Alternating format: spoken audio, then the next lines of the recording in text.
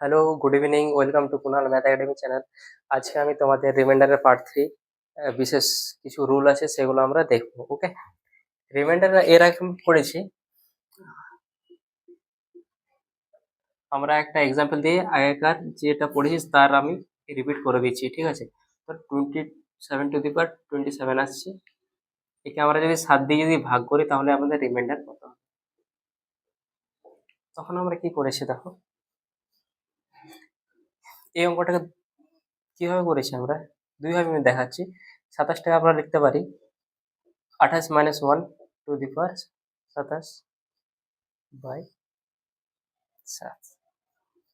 ওকে, 28কে যদি ভাগ করা হয় 7কে তাহলে রিমাইন্ডার তখন আমাদের কি থাকবে? 0 থাকবে।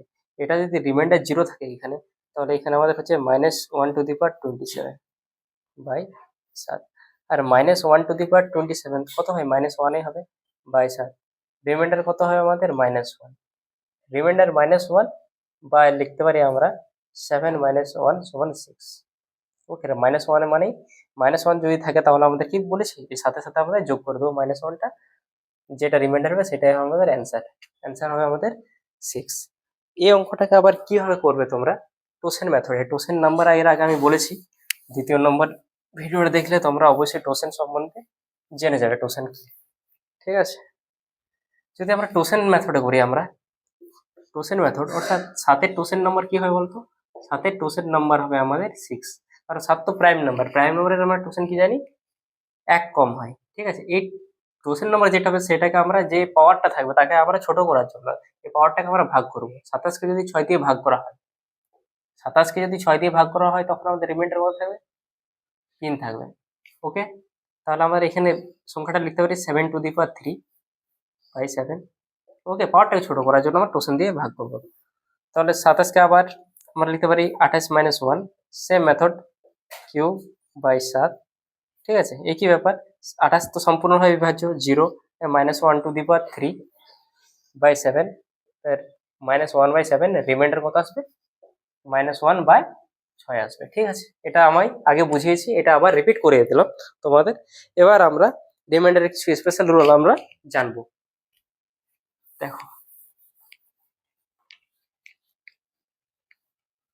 রুলগুলো আমি লিখে নিচ্ছি প্রথমে, তারপরে তোমাদের কোয়েশ্চেন করাবো। দেখো, আমাদের যদি 4n কে যদি 6 দিয়ে ভাগ করা হয়, n এর মান n ≠ 0 এবং n এর মান পজিটিভ হতে হবে, ঠিক আছে? পজিটিভ নাম্বার বা n ≠ 0, n এর মান 0 যখন হবে না তখন আমাদের রিমাইন্ডার কত হয় বলো?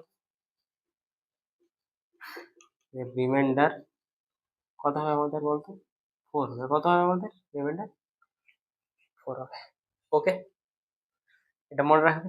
4n, যেখানে n মনে রাখবে ≠0 আর n কি হবে আমাদের? n সমান পজিটিভ নাম্বার হবে, কোনো পজিটিভ নাম্বার হবে, পজিটিভ ইন্টিজার। ওকে, মনে রাখবে এটা। আবার যদি আমাদের 2 ইভেন নাম্বারকে 6 দিয়ে যদি ভাগ করা হয় তখন রিমাইন্ডার কত হবে? তখনও রিমাইন্ডার আমাদের কত হবে? 4 হবে, মনে রাখবে। 2 ইভেন নাম্বারকে যদি 6 দিয়ে ভাগ করা হয় তখন রিমাইন্ডার কত হবে? 4 হবে।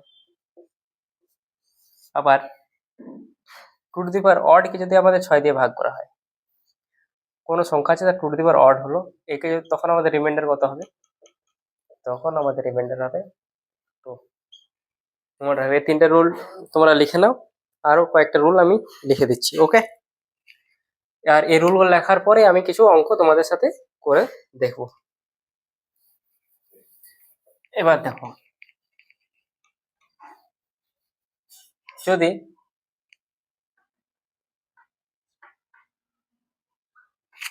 10n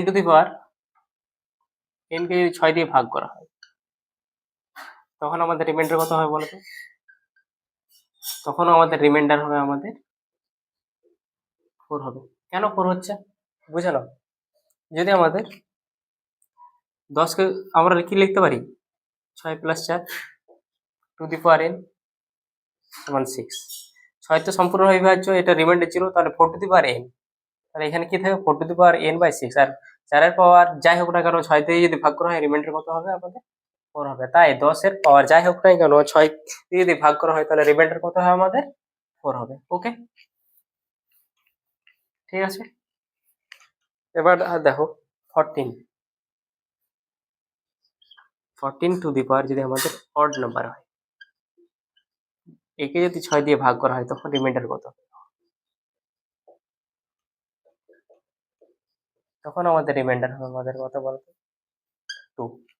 okay, R 14 two the power even number যদি হয়, 6 দিয়ে যদি ভাগ করা হয়,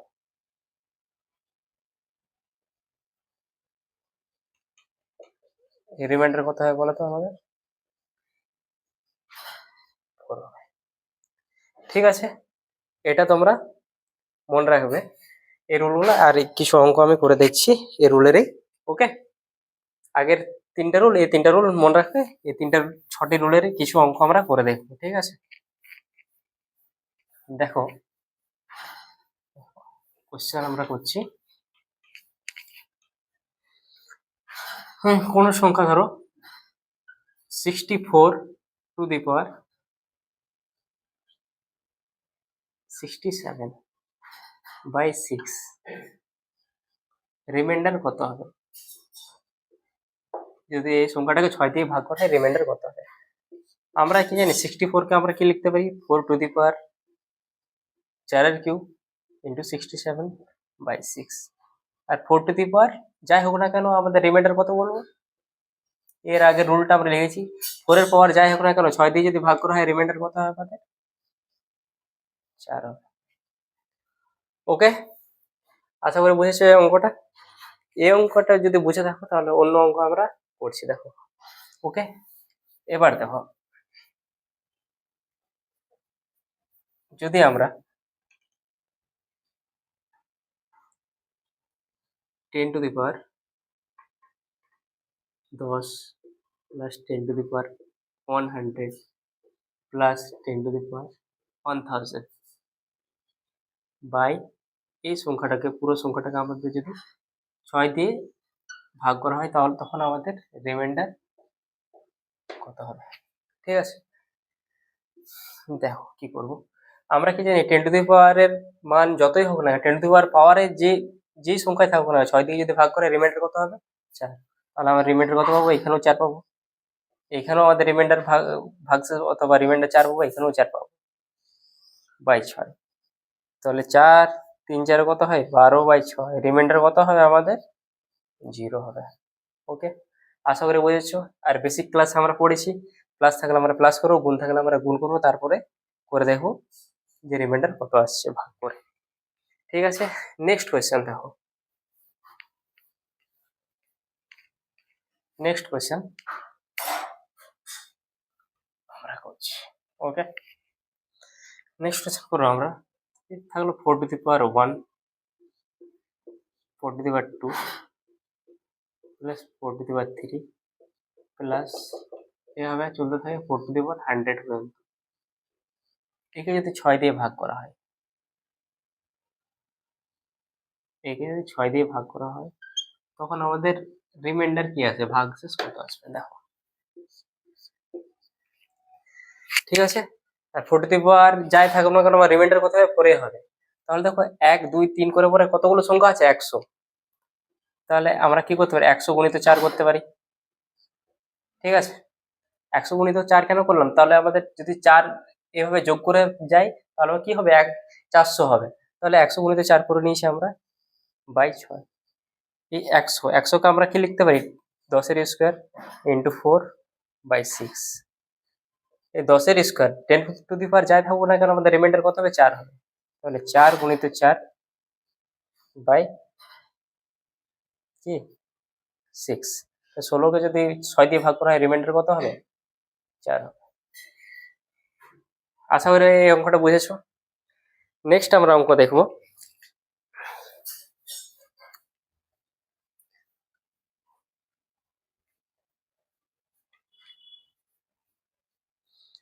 যদি আমাদের কোনো পাওয়ার দেওয়া থাকলো 128 to the power 27 by 6, reminder কত, দেখো কি করবো। 128 কে আমরা কি লিখতে পারি, 2^7 এর ভ্যালু কত বলতো, 128, মনে রাখবে এই ভ্যালুগুলো। 2^7 এর ভ্যালু কত, 128 বাই 7, 27/6। দেখো 2^7 7 49, হাতে 4, 7 2 14, আর 4 কি হয় 18। 2^189/6, 189টা এটা ইভেন না অড নাম্বার, অড নাম্বার। তাহলে আমরা কি জানি, 2^, যদি অড হয় তাকে যদি 6 দিয়ে যদি ভাগ করা হয়, রুলটা কি পড়েছি আমি, তখন রিমাইন্ডার কি হবে বলতো, 2 হবে। তাহলে রিমাইন্ডার আমাদের এখানে কত অ্যান্সার, 2। যদি আমাদের এটা ইভেন নাম্বার হতো তাহলে রিমাইন্ডার কি হতো আমাদের, কি হতো, 4 হতো। ঠিক আছে, এবার দেখো যদি বাই চান্স এখানে যদি আমাদের থাকলো, এই নাম্বারটা আমি সেম রাখছি, এটাতে 27^36 উপরে থাকলো, দুটো পঞ্চে থাকবে, তখন আমাদের কিভাবে অঙ্কটা করবো দেখো। তখন কি করবো আমরা, 2^7 27/36 ওকে। এটা করতে পারি 2^189 2^36/6। এবার তোমাদের বলেছি এটা দেখো, এটা কি নাম্বার, 189, এটা কি odd number, odd by odd to the power even কি হয় আমাদের, তোমাদের লিখিয়ে দিয়েছি এর আগের ক্লাসে আমরা লিখে দিয়েছি, আবার লিখে দিচ্ছি, ঠিক আছে, মনে রাখবে।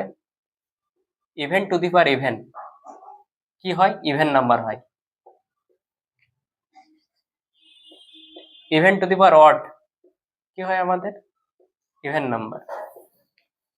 অড টু দি পাওয়ার যদি অড থাকে অড হবে, আর odd to the power even থাকলেও আমাদের কি সংখ্যাটা কি হবে আমাদের, অড হবে। তাহলে এখানে দেখো odd to the power even আছে, odd to the power even, তাহলে আমাদের 2 টু দি পাওয়ার কি হবে আমাদের, অড নাম্বার হবে। আর 2 টু দি পাওয়ার অড কে আমাদের যদি ভাগ করা হয় 6 দিয়ে, তখন রিমাইন্ডার আমাদের কত হবে বলো তো, রিমাইন্ডার আমাদের কত হবে, 2 হবে। আশা করি তোমরা এটা বুঝেছো, ঠিক আছে। নেক্সট এভাবে তোমরা যদি অঙ্ক আরো যদি করতে চাও আমি করে দিচ্ছি, ঠিক আছে। এই রুলগুলো তোমরা যে 6টা রুল, সেই 6টা রুল তোমরা ঠিকভাবে লিখে নিও, এগুলো মনে রাখবে, রিমাইন্ডারের আর কোনো অঙ্ক তোমাদের আটকাবে না। ওকে, নেক্সট আমরা যদি করি 32^23, একে যদি আমাদের 6 দিয়ে ভাগ করা হয় তখন রিমাইন্ডার কত হবে, ঠিক আছে, করতে পারো তোমরা। 32 কে আমরা কি লিখতে পারি, 2^5 23/6, ঠিক আছে। তাহলে আমাদের 2 টু দি পাওয়ার কত হচ্ছে, 5 3 15 5 115, 115/6। তাহলে 2 টু দি পাওয়ার এটাকে 115 কি আমাদের অড নাম্বার, তাহলে রিমাইন্ডার কত হবে আমাদের 2। আশা করি বুঝেছো ক্লাসটা, ওকে বাই। তোমরা এই ক্লাসগুলো ভালো করে দেখবে, তোমাদের অনেক হেল্পফুল হবে এসএসসি বা অন্যান্য এক্সামের জন্য। ওকে।